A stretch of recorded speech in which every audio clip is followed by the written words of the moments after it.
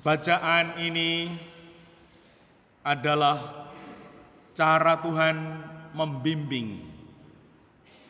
Dan cara Tuhan hari ini membimbing dengan memberikan contoh. Namun bukan contoh yang biasa dipakai Tuhan. Kalau biasanya adalah perumpamaan, contoh-contoh kebaikan. Ini contoh orang yang belum matang. Contoh pribadi yang tidak matang. Maka hal ini yang perlu dihindari. Tuhan mengambil contoh Herodes. Herodes di sini dikatakan raja wilayah Galilea. Ternyata jabatan tinggi belum tentu pribadinya baik. Seorang raja ternyata belum tentu bijaksana.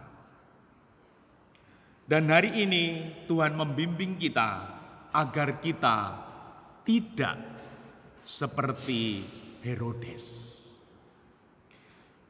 Di mana kita akan mencermati sikap pribadi yang belum atau tidak matang pribadinya.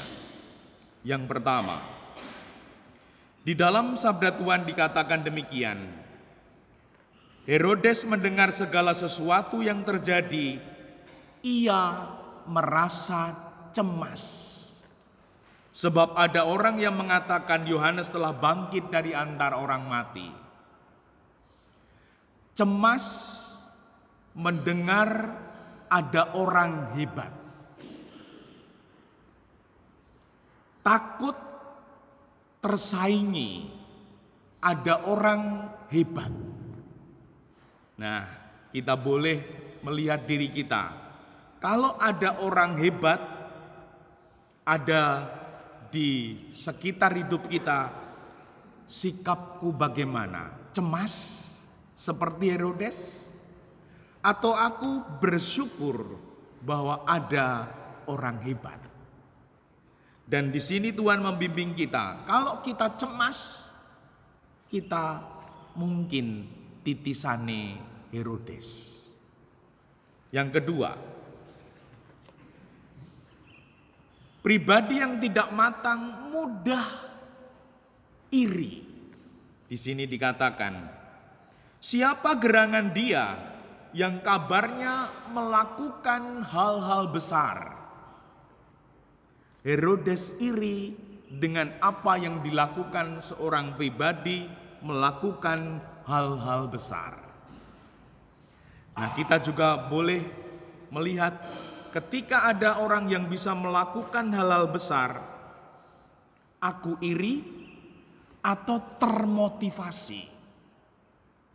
Aku juga bisa, aku akan belajar, aku akan berjuang supaya bisa melakukan hal-hal demikian.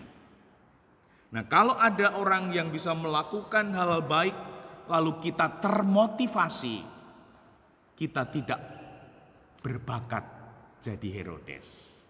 Kita berbakat menjadi pribadi yang baik. Yang ketiga, kita tentu tahu Herodes yang mengadili Tuhan. Melihat orang hebat, Herodes benci.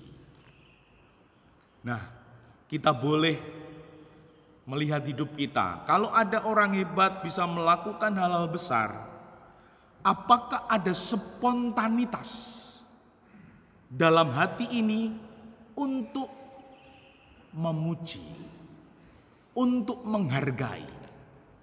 Kalau ada spontanitas itu, berarti hati kita baik. Namun kalau ada orang hebat bisa melakukan hal besar, kita cemas, iri, benci, hati kita tidak terolah dengan baik. Maka dari itu, semoga dengan bacaan ini kita boleh melihat diri kita. Apakah spontanitasku sesuatu yang baik, sesuatu yang positif?